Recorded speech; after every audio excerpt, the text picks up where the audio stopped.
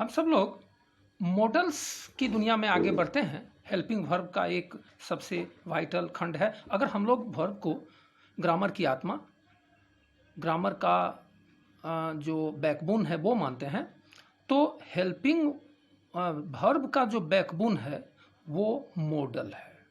Once again, I would like to repeat, if we consider verb as the backbone of the grammar, similarly, modals are the backbone of verb.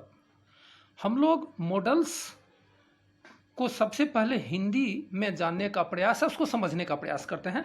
सबसे पहले हम लोग देखें will sell. हम सब लोग जानते हैं कि फ्यूचर टेंस के फॉर्मेशन में इसका यूज होता है। हम सब लोग इसका इंट्रोडक्शन ले रहे हैं मॉडल्स का। तो मॉडल्स के इंट्रोडक्शन के बाद हम लोगों को कई वीडियोस डालने पड़ेंगे इस सब के यूज़ की तरफ। बारी बारी से इस सब का यूज़ सीखना पड़ेगा हम सब लोगों को। विल सेल फ्यूचर टेंस के फॉर्मेशन में आता है और इसका यूज़ वैसे विल का यूज़ प्रिंसिपल की तरह भी होता है और नाउन के रूप में भी होता है, जहाँ विल का मतलब वसीयतनामा या इच्छा होती है। अब हम आते हैं कैन, कुड, मे और माइट। देखिए, एबिलिटी के लिए, क्षमता के लिए इसका प्रयोग, इन चारों का प्रयोग किया जाता है।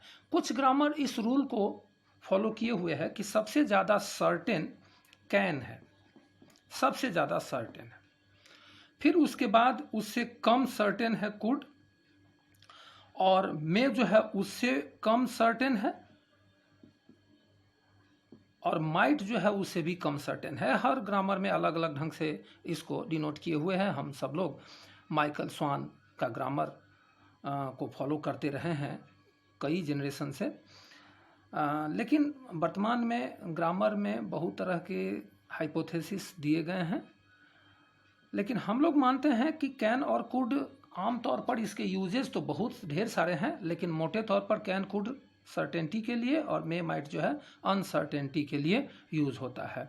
हम सब लोग जानते हैं कि कैन का यूज़ आमतौर पर प्रेजेंट और फ्यूचर इसके लिए होता है।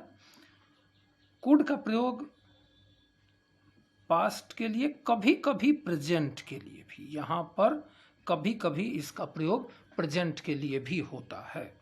मे का प्रयोग फिर वही प्रेजेंट और या फ्यूचर के लिए होता है, और फिर माइट का प्रयोग पास्ट के लिए। फिर से मैं एक बताऊं यहाँ पे कि इसका प्रयोग कभी कभी प्रेजेंट में भी माइट का प्रयोग होता है।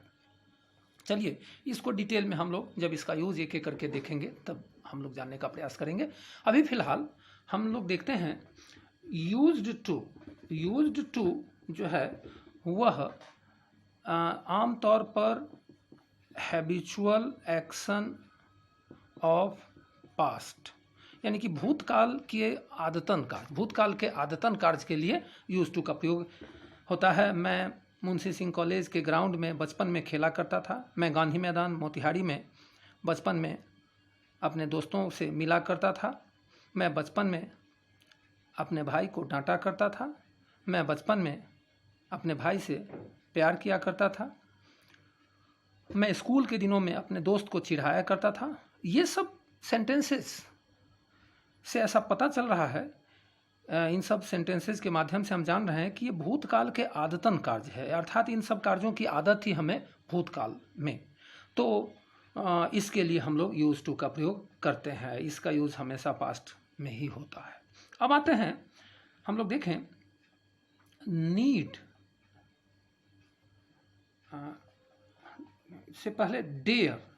डेयर जो है वह हिम्मत करना, साहस करना, दुस्साहस करना, इस सब के लिए हम लोग डेयर का यूज़ करते हैं। हिम्मत करना, साहस करना, दुस्साहस करना।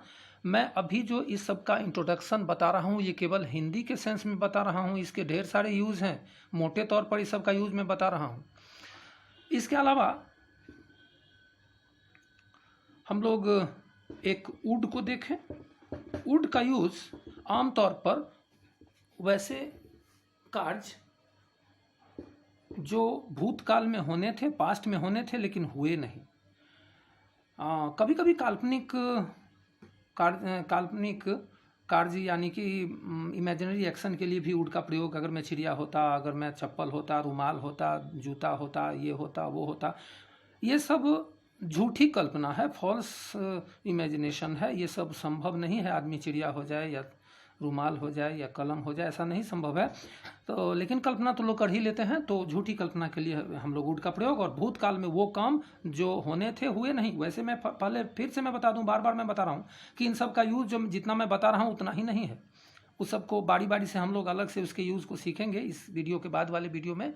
लेकिन अभी फिलहाल हम लोग ये जाने कि वुड का प्रयोग, दो ठो मेन यूज़ मैं आपको अभी बता दे रहा हूँ हिंदी के सेंस में, कि वुड का प्रयोग भूतकाल में वो कार्य जो होने थे हुए नहीं। अगर वो आता तो मैं जाता, अगर उससे मुलाकात होती तो मेरा काम हो जाता।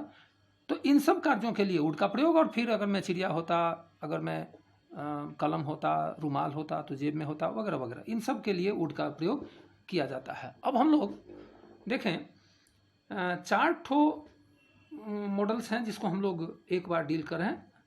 शुड,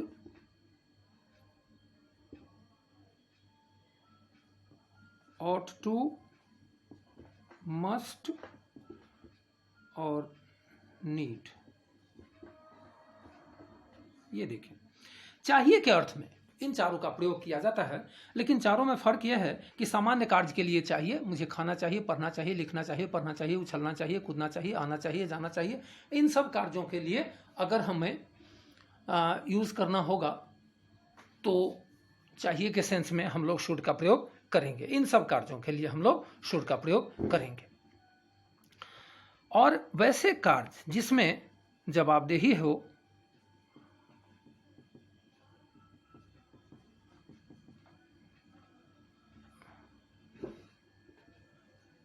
जवाबदेही हो और नैतिकता हो, रिस्पॉन्सिबिलिटी हो और मॉरलिटी हो, उसके लिए हम लोग ought to का प्रयोग करते हैं। जिसमें जवाबदेही भी हो और नैतिकता भी हो, उसके लिए हम लोग ought to का प्रयोग करते हैं।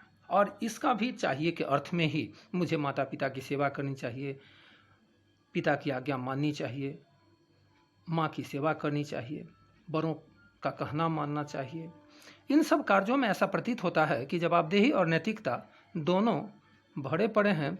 तो इसके लिए ought to, मैं फिर से इस दोनों में अंतर क्लियर करूं। खाना चाहिए, पीना चाहिए, लिखना चाहिए, पढ़ना चाहिए, उछलना चाहिए, कूदना चाहिए, आना चाहिए, जाना चाहिए। सामान्य कार्य के लिए चाहिए के अर्थ में शुड का प्रयोग। और जिस कार्य में जवाबदेही और नैतिकता हो, जैसा कि मैंने कुछ एग्जाम्पल दिया, माँ की सेवा करनी चाहिए, माता पिता की आज्ञा माननी चाहिए, माता पिता का कहना मानना चाहिए, तो इन सब कार्यों में जवाबदेही और नैतिकता दोनों हैं। इसके लिए हम लोग शुड नहीं लगा के ought to लगाएंगे।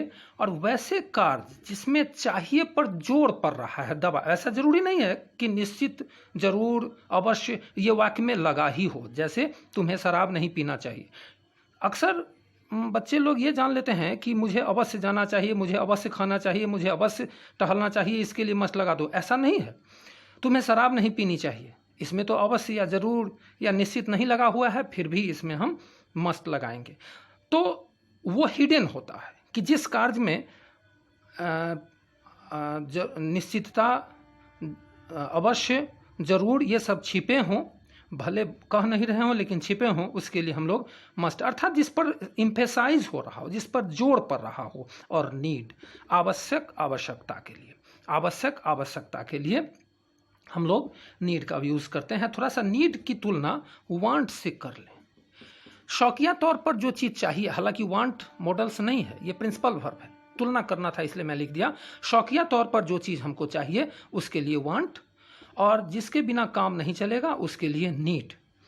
वैसे इन कोई भी वस्तु शौकिया तौर पर चाहिए या जिसकी आवश्यकता हमको है वो चाहिए, उसके लिए नीड, और शौकिया तौर पर जो चाहिए उसके लिए वांट। वैसे एक ही चीज़ किसी के लिए नीड हो सकती है और किसी के लिए वांट।